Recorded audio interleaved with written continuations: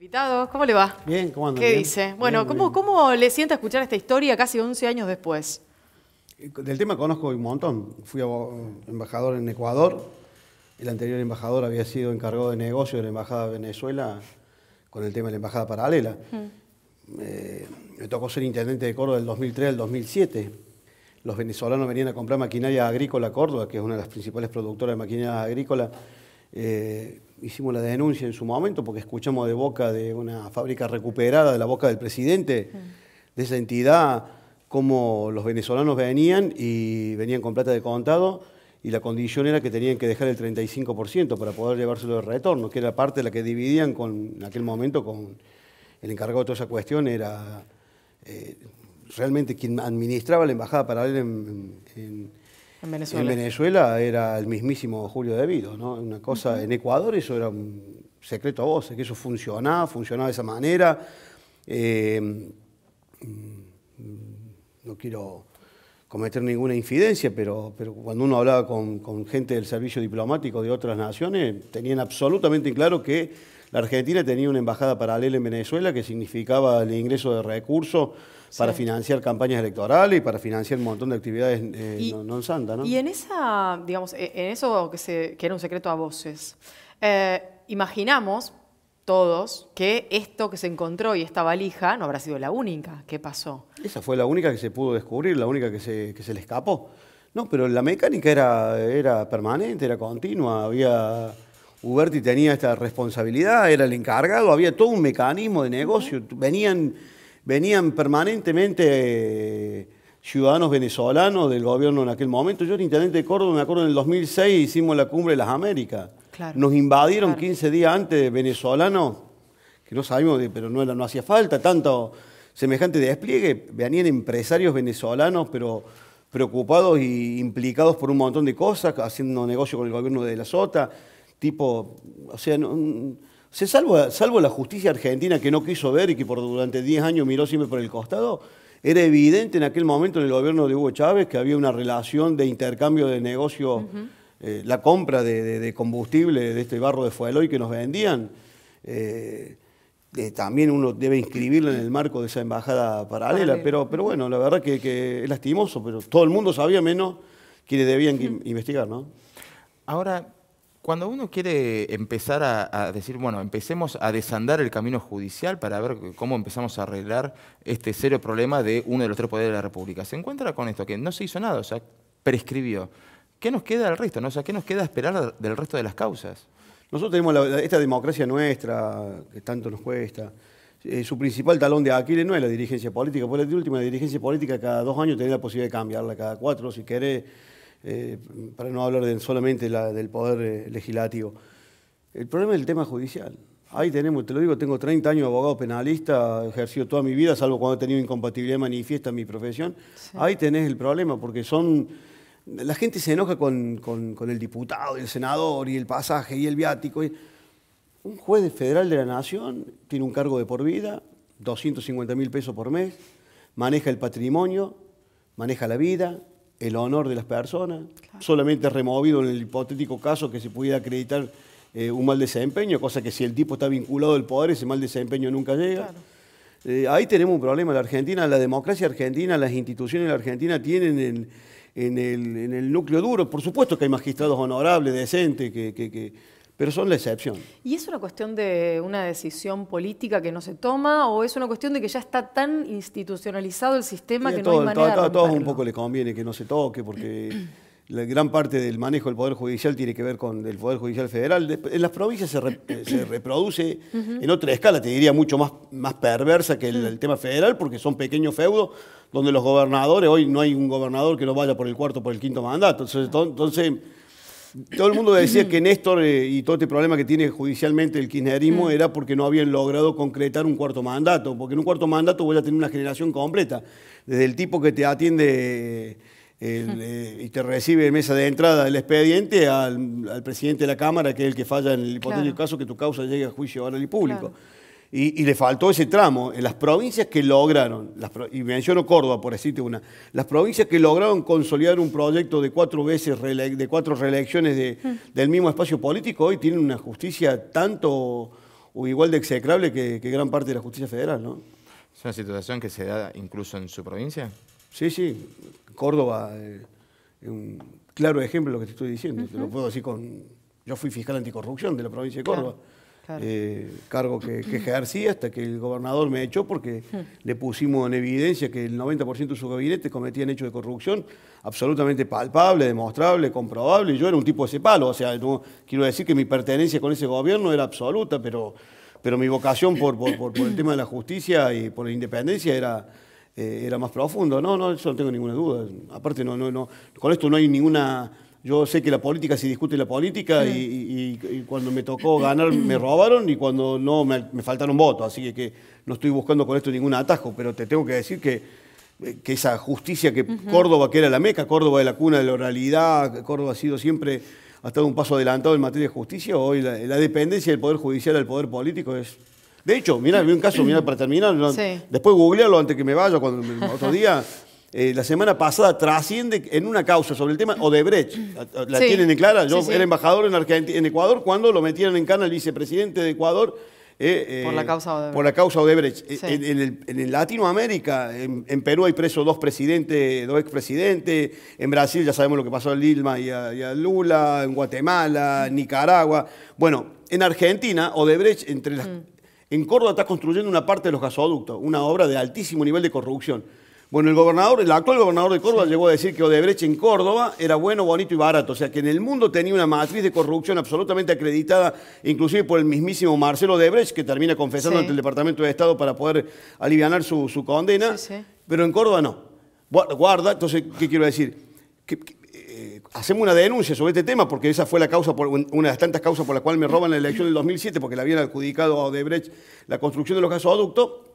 Logramos acreditar un montón de cuestiones. Acuérdense que De la Sota es el que hace bajar el tema de Odebrecht cuando era embajador argentino en Brasil en el gobierno de Menem. La Cámara de Acusaciones, el fiscal de la Cámara de Acusaciones entiende que la acción no debía ser entablada, que todo aquello. Al no haber acusación, la Cámara se lava las manos. ¿Qué trascendió la semana pasada por una investigación periodística?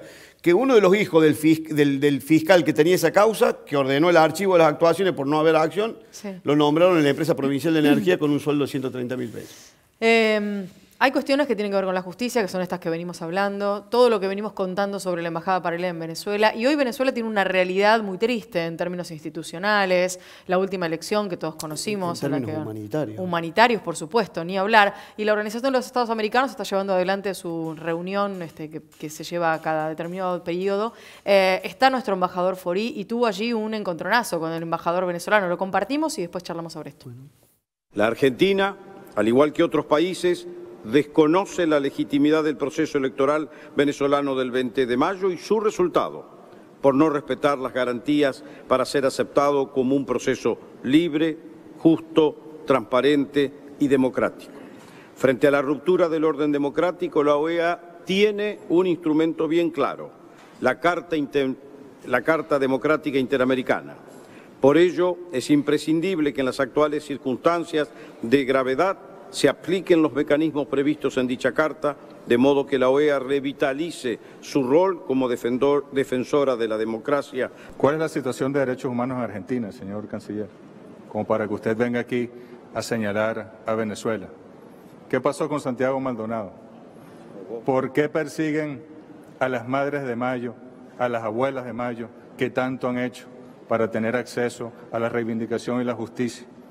¿Por qué está Milagro Sala detenida? Señor canciller, ¿por qué las leyes que han dado forma a una nueva manera de reprimir, señor presidente de Argentina, Macri, que está dedicado a atacar a Argentina, atacar a Venezuela? Miren, si muchos de los presidentes y gobiernos que hoy están en ese grupo o en ese cártel, liderados por Estados Unidos, le dedicaran el tiempo que le dedica a Venezuela a sus pueblos, les aseguro que la situación de sus pueblos sería mucho más favorable. Bueno, fuerte el entredicho, tratándose de la Organización de Estados Americanos y la postura argentina, que está además avalada por una cantidad enorme de otros países que han firmado este documento también. Es una tragedia, yo te lo digo con objetividad, yo no soy un hombre del servicio diplomático, me tocó por accidente ser embajador. No cultivo ese lenguaje diplomático, yo me lo hubiese cagado a trompada ahí a los 30 segundos de escucharlo, porque es una tragedia humanitaria. Sí, claro. Yo he visto, te lo digo con dolor, te lo digo, he visto familias completas, médicos, ingenieros, tipos preparadísimos, vendieron todo y se fueron a fabricar el helado de Paila al Ecuador, porque era el país que más cerca le quedaba. Gente, familias completas, destruidas, tipos viviendo en la calle de la limosna, cuando en Venezuela vivían con un altísimo nivel de estándar de vida. O sea, a ver, para que te dé una idea, en cualquier embajada de las nuestras, de acá del tercer mundo, hay un agregado militar. Venezuela tenía 4 generales en la embajada en Ecuador. O sea, el día que se hizo una reunión de UNASUR, que cayó la canciller Daisy Rodríguez, sí. Que inclusive la llevó, ella la pasó a buscar por Europa, no sé dónde estaba, la trajo para entonces canciller nuestra, Susana Malcorra, en un Learjet, que no sé si lo tiene algún jeque árabe, un despliegue, y la gente cagada de hambre, te digo, la gente, lo digo así literalmente, muerta de hambre en un país, claro, pero bueno, yo lo digo porque por ahí la gente no toma dimensión. O sea, el gobierno venezolano hay una gran mimetización con un espacio político de la República Argentina. Yo no vengo a correr nadie, a mí el tema ideológico, yo respeto todos los pensamientos, pero obviamente el chavismo tiene una relación intrínseca, una vinculación.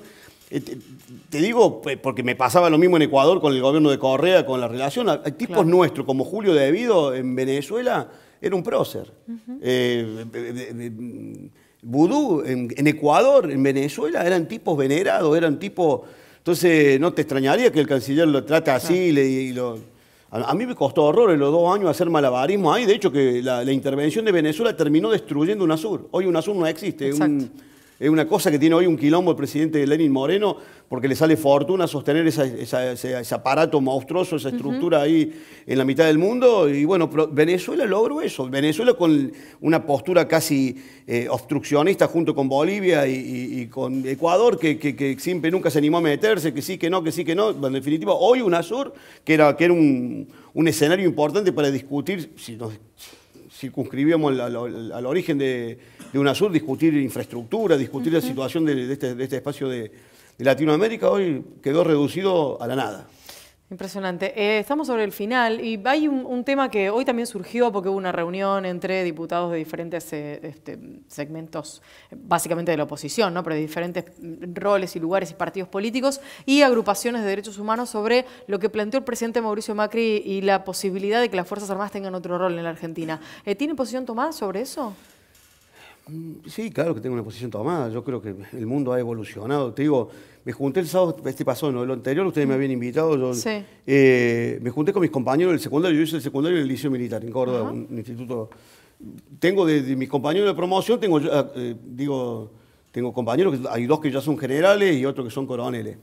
No hay un solo militar en el ejército que no esté absolutamente disciplinado con la institución democrática. Entonces, digo, deberíamos rever algunas decisiones que se tomaron en algún momento, porque tenemos un ejército que hoy no tiene un rol determinado, tenemos un ejército que en cualquier lugar del mundo, te menciono Ecuador, donde el ejército tiene, y bueno, puede decir que Ecuador sea un país de derecha, donde el ejército tiene un nivel de protagonismo absoluto en cuestiones estratégicas, como por ejemplo una frontera caliente con Venezuela y con Colombia.